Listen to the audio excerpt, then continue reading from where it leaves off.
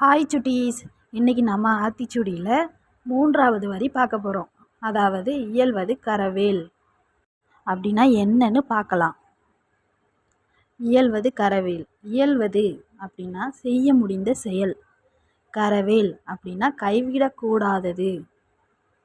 நம்மால் செய்ய முடிந்த நன்மை, உதவி, அன்பு, நேர்மை இவற்றை ஒருபோதும் நாம் கைவிடக்கூடாது. நம்மளால் ஒருத்தவங்களுக்கு உதவ முடியும் அப்படின்னா அதை கண்டிப்பாக நம்ம செய்யணும். ஒரு விஷயம் நமக்கு தெரியும், அதை நம்ம பக்கத்தில் இருக்கவங்களுக்கும் நம்ம அதை தெரியப்படுத்தணும். அது நம்மளால் முடியும். அதை தான் இயல்வது கரவேல் அப்படின்னு ஆத்திச்சூடியில் சொல்லியிருக்காங்க.